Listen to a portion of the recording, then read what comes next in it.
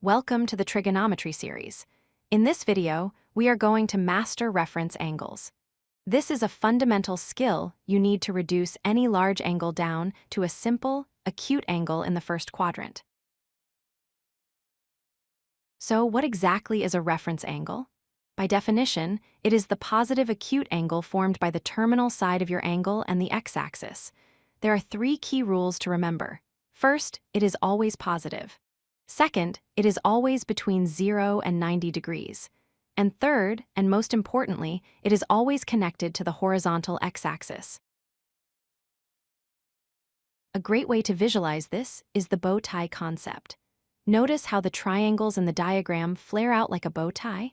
This is to remind you that you must always draw your reference triangle to the x-axis. Never, ever draw your reference line to the vertical y-axis. Let's look at the formulas, starting with Quadrant II.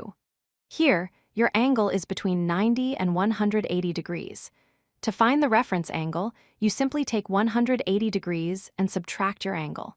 This tells you exactly how much space is left between your angle and the x-axis.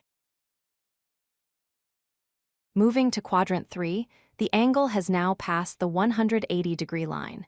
It is between 180 and 270 degrees. To find the reference gap, we take our angle and subtract 180 degrees from it.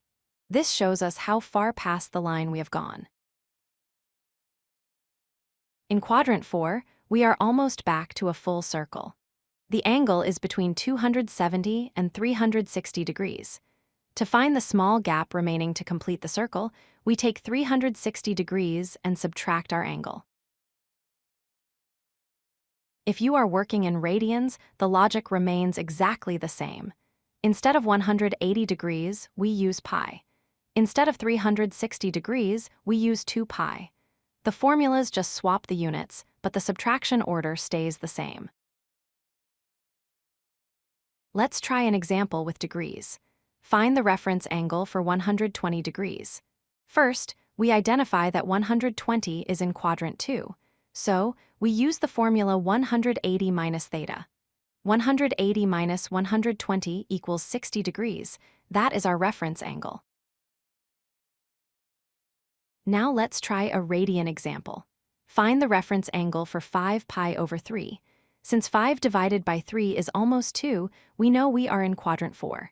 We use the formula 2 pi minus theta. 2 pi minus 5 pi over 3 gives us a result of pi over 3. Here is your cheat sheet for all 4 quadrants. Remember, in Quadrant I, the angle is already the reference angle. For the others, just ask yourself, how far am I from the x-axis? Keep practicing these formulas, and trigonometry will become much easier. If you like this video, hit that like button and don't forget to subscribe. Visit codelucky.com for more such useful content.